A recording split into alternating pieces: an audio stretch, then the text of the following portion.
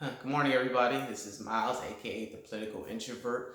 Wanted to come on real quick to talk about the spectacular, entertaining two Democratic debates that happened on Tuesday and Wednesday.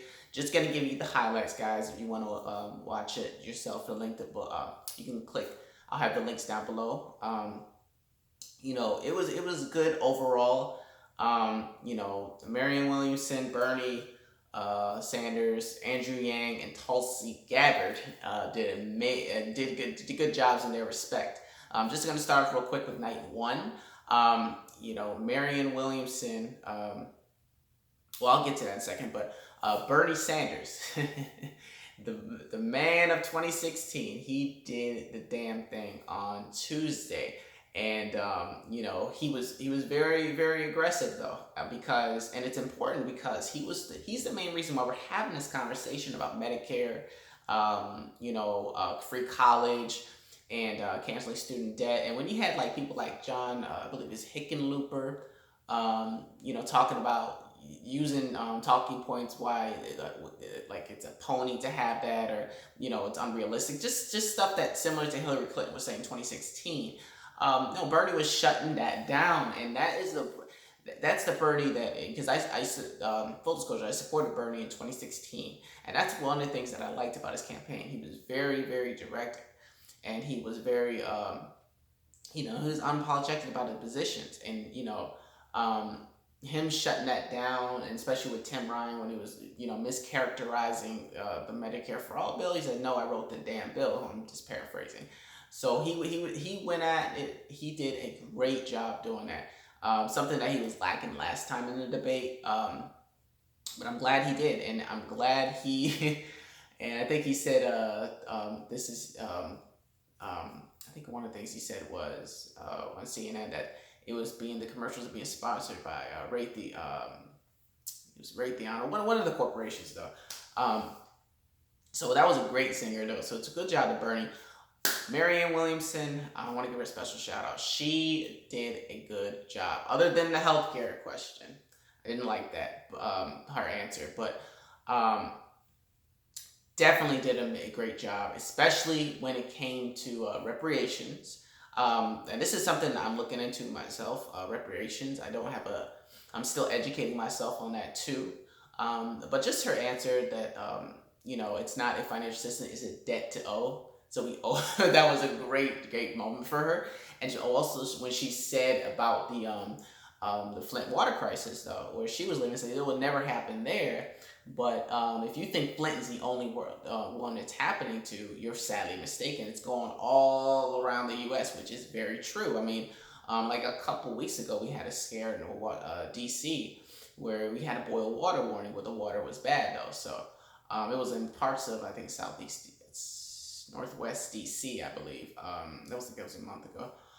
So that was a little scary. So yeah, I mean, there's a lot of water crises that are happening that are underreported though. So and she just delivered, and she did great. And wanted to shout her out real quick. Now night two, real quick. Yeah, let me start out with Andrew Yang. I think he did. And I believe him and Tulsi are the clear winners of the debate.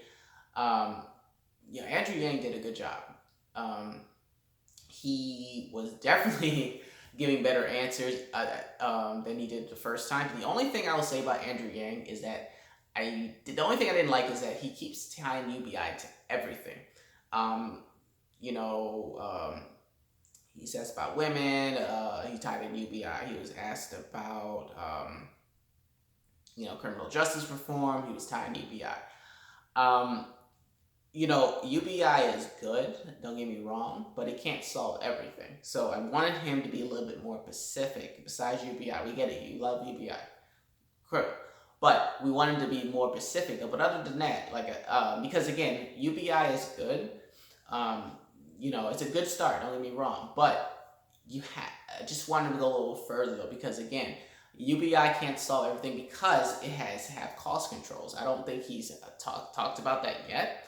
I'm gonna do more research, see if he does, but because if the thing is, I know there's another argument that if the if $1,000 a month comes out, the cost goes up. Like the cost will rise, unless he has some action plan. If I missed it, then I'll definitely, guys. If he has something on that, please comment below. I may have missed it. So, but yeah, overall, and his closing statement was powerful. Though he's saying about they were worried about how I'm not wearing a tie, how it was a reality show. I like that. I like it.